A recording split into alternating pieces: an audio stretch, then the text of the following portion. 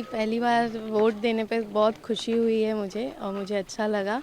और मैं सबको अपील करती हूँ यही कि सबको ही जाके वोट दे और जो पहली बार दे रहे हैं उनको। और फिर आप वोट देना आप लोग सबकी जिम्मेदारी है और आप भी हिस्सा हैं एक सरकार बनाने में, तो इसको सोच समझ कर और जिम्मेदारी को अपना। क्या नाम है आपका? आकृति सुमन। भारत का जमहूरियत जनतंत्र की यही विशेषता है कि एक वोट राष्ट्रपति को देना होता है और एक ही वोट का अधिकार सार्वजनिक आदमी जो सर्वसाधारण है उसको देना होता है। हम भारत सरकार के मंत्री हैं ये एक अलग बात है, लेकिन हम महकार गांव के निवासी हैं। यहाँ के मतदाता सूची में 399 नंबर पर मेरा नाम है और इस कारण से हम यहाँ पर अपना वोट कास्ट करने के लिए आए, मतदान देने के लिए आए। मतदान दिया और आपके बीच में हैं। और जहाँ तक मतदान की बात है, हम लोग एनडीए के लिए वकालत करते रहे हैं। एनडीए के पक्ष में कम से कम 2-3 दर्जन मीटिंग भी किया है और फर्स्ट जो फेज में चुनाव हुआ है उस चुनाव में 65% मतदान हुए हैं और उसमें 70% महिलाओं का योगदान रहा है। इस बार भी हमको उम्मीद है कि यहाँ भी 65-66% से कम मतदान नहीं होंगे और यहाँ भी महिलाओं का योगदान वही रहेगा।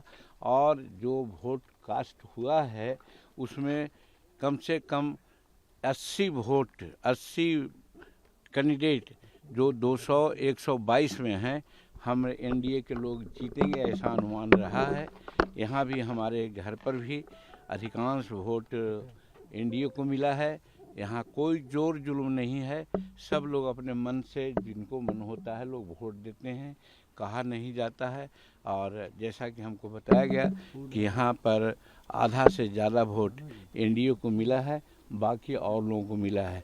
एज ए होल अत्रि क्षेत्र की जो सूचना अभी तक के 2 बजे तक के हमको मिल रही है, सब जगह 70% से ज़्यादा वोट कास्ट हो रहा है, शांतिपूर्वक वोट कास्ट हो रहा है।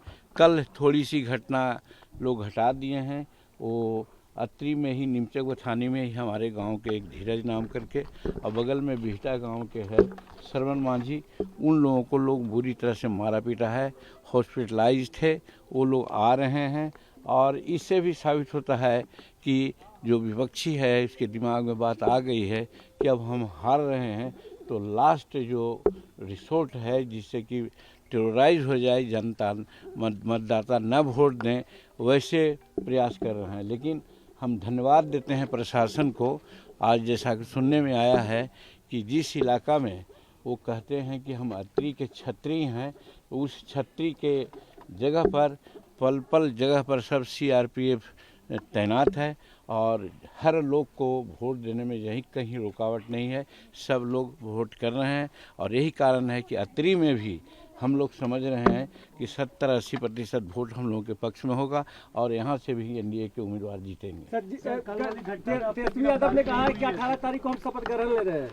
देखिए, तेजस्वी यादव ख्याली पुलाव बना रहे हैं, हर चीज़ में वो कहीं न कहीं कमाई ढूंढते हैं।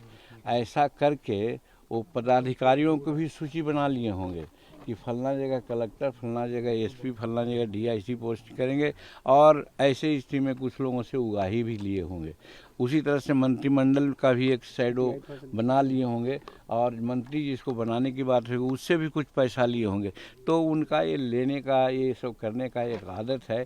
लेकिन सच्चाई यही है कि यहाँ महागठबंधन की सरकार की कोई दूर दूर तक संभावना नहीं है। सारी बात हो रही है, सभी मीडिया के लोग भी अब बात ऐसा करने लगे हैं कि 14 तारीख को जो रिजल्ट होगा वो एनडीए के पक्ष में होगा। कितना सीट आएगी सर?